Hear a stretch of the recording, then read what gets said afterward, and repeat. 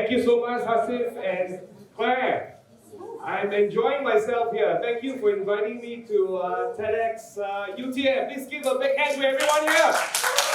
Wow, that is awesome group. I enjoyed the hospitality. I enjoyed speaking to so many of the students, and Dr. Zaki, I'll tell you, the influence that you have on them is strong. There's 40 of them are really committed to making things happen. Charisma, money, good looks, power. Is it what it takes to unlock the secret of influence? A good voice. A good voice, that's right, I said. Well, the good news is, not all this is necessary if we really want to tap into that true potential within ourselves. So I want you to turn to your neighbor next to you and say to them, you can influence. Please say to them. Awesome. Awesome. You know, I've had the great opportunity to kind of travel around the world, speaking to thousands and thousands of people, sharing my insights, my practical ideas to inspire change in the world. And so some of these ideas that I'm sharing with you today are actually tested through time. You see, anyone can influence. Why do you want to do that? Because you want to bring change to your situation, to your relationship, and to your life. Now the thing about influence is that you don't have to just do the big things. You don't have to just focus on all the huge things in life, you know, like stop global warming, right? Improve the scorching heat right now in our weather.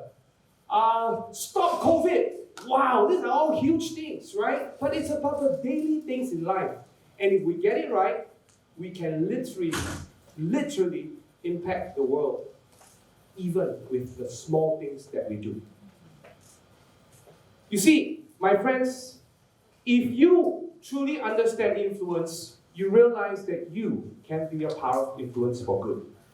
So actually, if you think about it, who influences you most in your life? I'm going to take a survey right now. I'm going to go around. Okay, how many of you say your parents are a great influence in your life? Okay, nice. Your spouse. You're doing the right thing here. Your other half, your boyfriend, your girlfriend. Cool. Okay, how about this? Your lecturer has a great influence in your life. I mean, if your lecturer is in this room, you better put up your hand. Well said.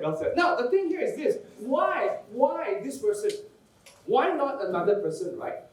So if you think about it, it could be the fact that, you know, you have a strong relationship with your parents. It could be this person, if they are your boss, they have authority on you. Or it could be the fact that they provide some great sense of guidance and direction, or for the fact that they provide emotional support that you lean on. More importantly, people who influence your life give you some sense of hope. And so the choices that we make in our life are often impacted by the people and the things that we see around us. And do other people influence us? Yes. But can we influence ourselves for good? So what is the definition of influence? You can see this little domino action going on here, right? If you go into Google, you realize that it's defined as the capacity or the power or something or someone that can effect change in their behavior or their choices. So my version of the definition stands for this, and it's a bit strong. Are you ready? It's a bit strong. If you are an influencer, you provoke action. So all of you just heard from my esteemed speaker previously before this. Do you think she provokes action? I think so. And I hear that some big apparel thing that's going on. Very soon you're going to be exporting this overseas as well. So make sure you get me one version of that before it goes out there, okay? Yeah. So I'm just trying to influence to get some freebies there. Okay. But the key thing here is this. Just think about it for a moment. Your parents influence you because they can provoke you to take certain actions. They compel you. You don't want to disappoint them. Lecturers, that get you to submit your homework on time have influence on you. Your friends that make you go out even though you have an exam tomorrow, right? Have an influence on you. So on the flip side, it also means that people that don't have influence on you, the people that love you, that may not have influence on you, it's because you don't take the actions to want to, get things done the way they want it to be done. So it's both good and it's both bad, right? Because influence is a very powerful thing. So, what is an influencer? And I go right after. I told her, I make sure I'll say the right thing. So what is an influencer? Who is an influencer? Selby, that's right, you are saying the right answer exactly. Yeah, someone that has got 2.8 million followers, right? Yeah, wonderful. Yeah, the thing here about an influencer is that they can, not just her, anybody who's an influencer out there, the world thinks of influencer, when they use that word, they think about someone who's popular socially, in social media, etc., and Instagram and TikTok and all that. And why they are seen as that is because they are able to perhaps sway your decision, perhaps sway your buying impulses, right? But you know what? Not all of us can be at that level.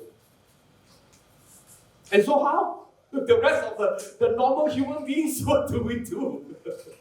Right? So the key thing here is I want you to understand that the world has an interesting way of viewing influence. So my challenge to you is this. My challenge here is that let's view influence differently. You don't have to be that social media influencer, but you can certainly still have the power to make or to break.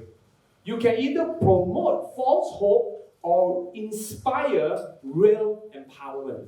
And I'm very thankful to listen to what you have said. And I'm very inspired. And I'm going to go visit you. We're going to have tea, right? And then we're going to go work out at your place. So thank you so much. All right? So, you know what? She's giving me real empowerment. And many of the women out here as well. My dear friends, a study was done around this idea of mental focus. And it says there's this 70-30 principle. 70% of the time, we normally focus on either thinking about the regrets of the past or the worries of the future. And we only spend 30% of our time, right, focused on the present and the now. Imagine, right, if we could flip it the other way around. How much more achievement and positivity we could create, right? Just focus right now. Don't have to overthink things, don't have to overanalyze. Focus right now. What is the good that you want to do? So my dear friends, mental health. This topic is a very popular topic. It used to be a taboo, right? It used to be something that people don't talk about, but it's serious right now. So much so that the insurance company are now going to cover it as well. Right? So you could actually claim insurance and go do a little bit of therapy session if you think it's necessary. But the point I'm trying to make is that all of us need to find balance. We need to find balance in our life. We need to find balance in the things that we choose to do. So ladies and gentlemen, we need to find greater awareness and mastery. Every single day we have to make choices. And I hope that we are doing the right things right. I want to extend an invitation to you today. A special invitation. And this invitation is truly to embrace the real meaning of success. Thank you, Dr. Ken, for joining us today. Don't know whether you remember, but many years ago we actually met before. And we have some common interests later. I'll catch up with you. And you know what? You have been through lots of success in your life. You have achieved a lot in your career. And right now, you're a legend in the business. Let's please give big hands. And it's an inspiration. It's an inspiration. And you know what? Success truly means, and we've heard success from Tony. We've heard success from Mr. Happiness. Where's Mr. Happiness? Yes, we've heard success there. We've heard success for both ladies. But you know what I feel success is? It's the ability to impact another person and make a difference in their life. And so today, I want you to find that balance.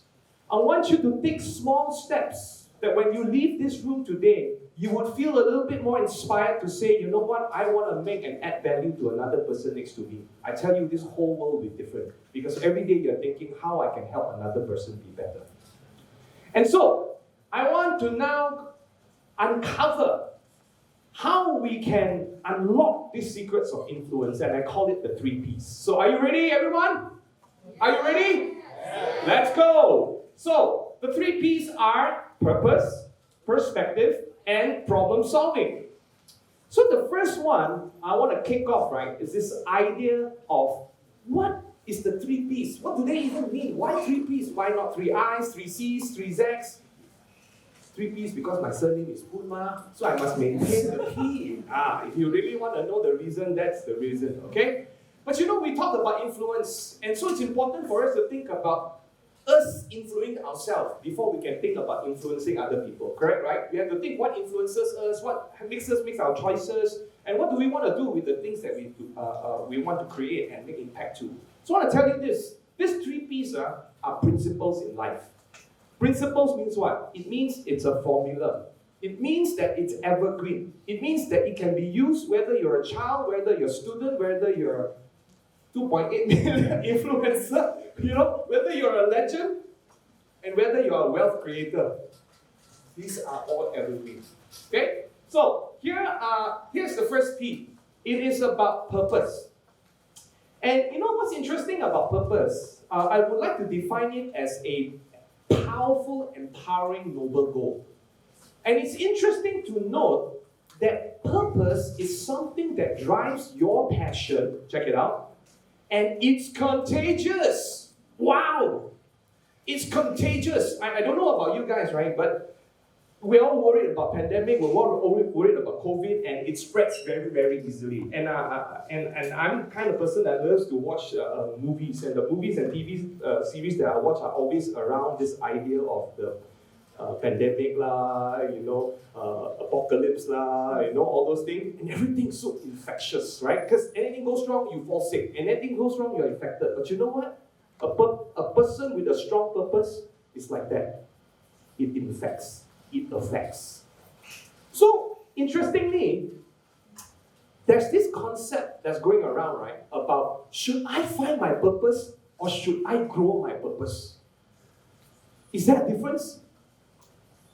There is a major difference, right? So actually, what is the difference? Before I come to that, I want to introduce this Japanese concept of purpose. And everybody, please say after me, Ikigai. Everyone, let's say this. Ikigai. Ikigai. Let's say one more time. Ikigai. One more time. Ikigai. Oh, okay, very good, very good. Just make sure the pronunciation is correct, yeah? So Ikigai stands for what? It's the reason for being. It's the reason for being. And the powerful thing around Ikigai is, check this out, if you haven't understood about Ikigai yet, or you haven't heard about it yet, Ikigai is a 4-dimensional view of purpose. Okay, 4-dimensional view. The first view is the idea about knowing what you love. What do you love? What do you love to do? Number 2, you are good at that. Number 3, the world needs this. They need it from you. The world needs women empowerment. And you know what?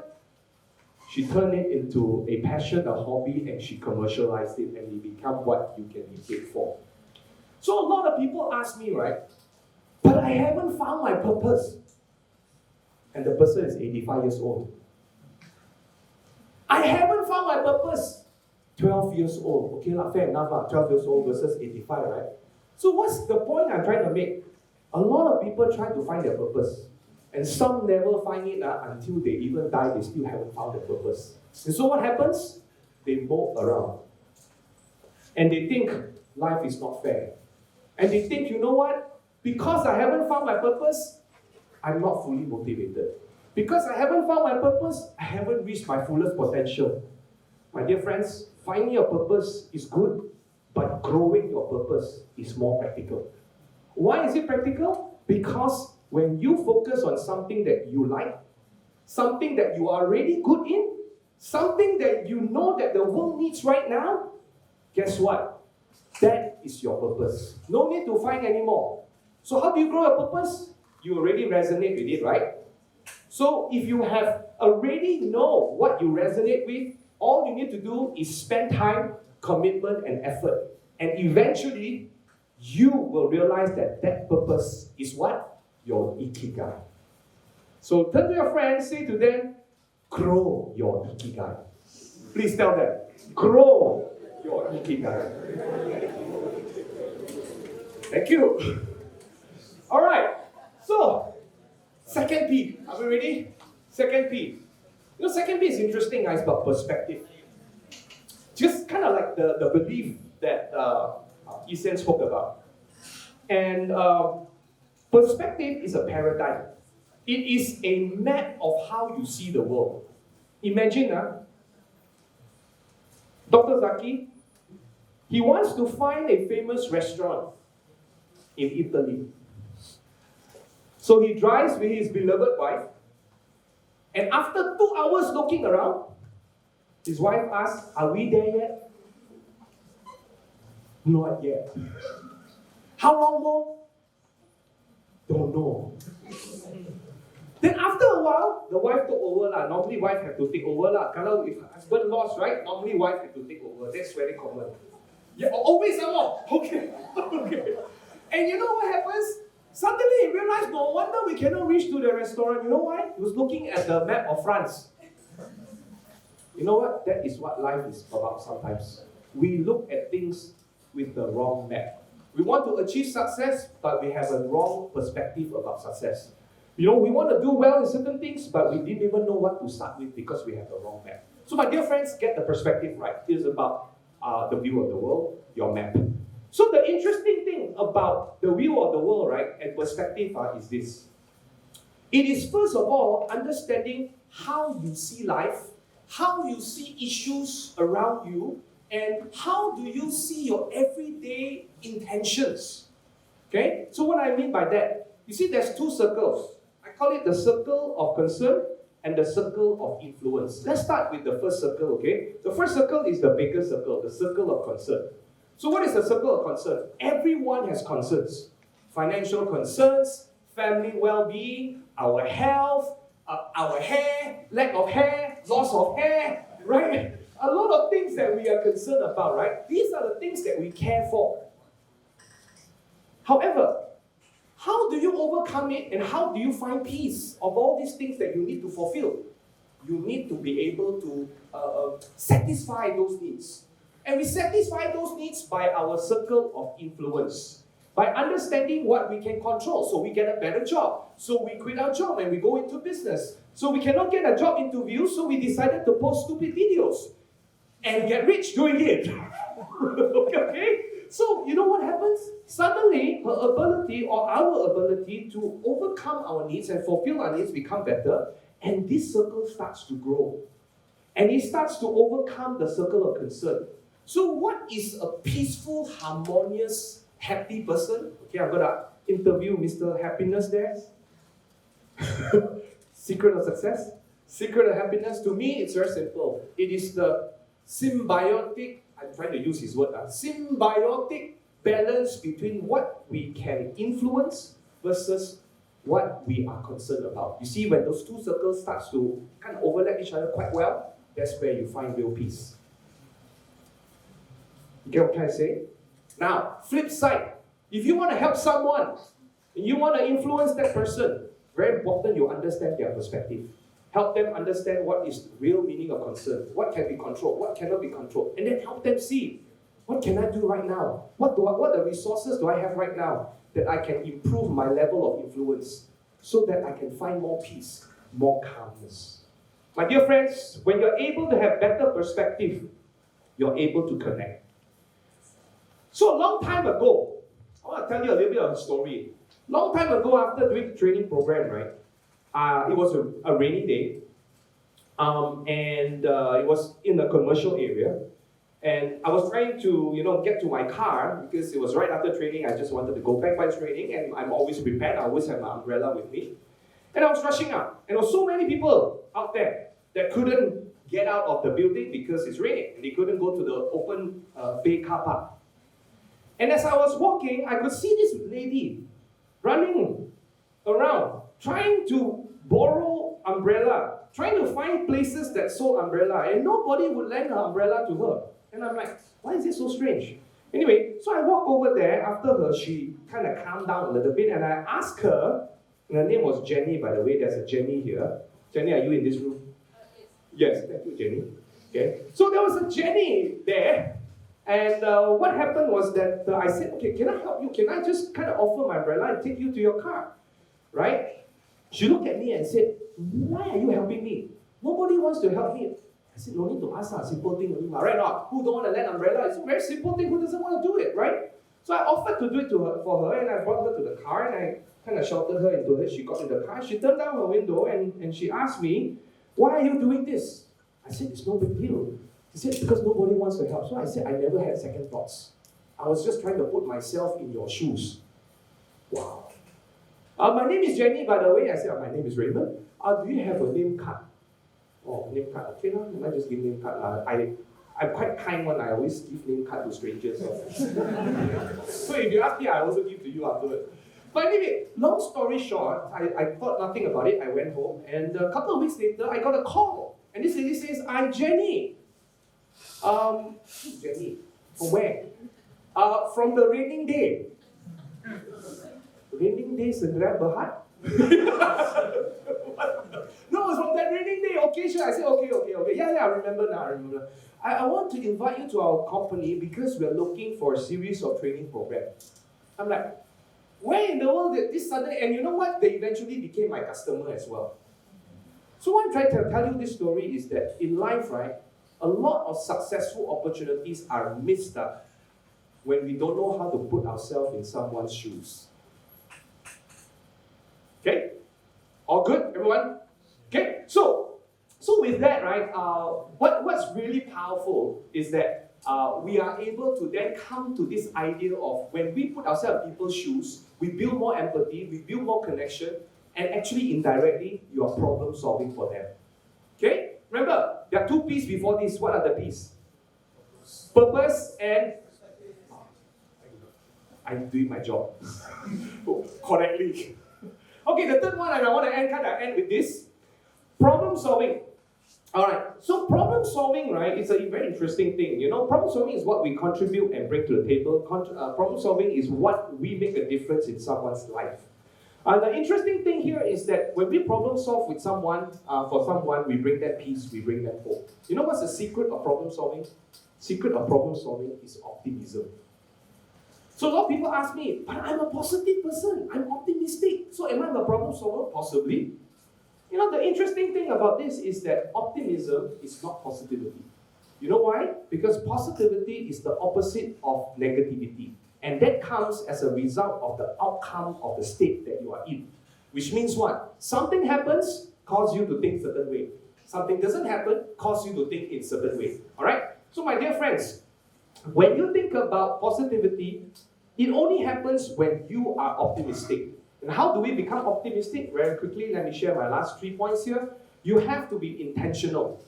One who is optimistic is intentional. Number 2, one who is optimistic knows how to bring the energy of the future into current time. You see, we are hopeful.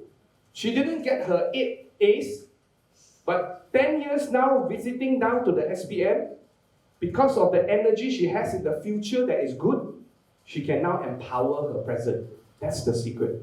And finally, when we want to be optimistic, learn to always think of solving problems by coming up with 5 options. Okay? It's easy to come up with 3 options.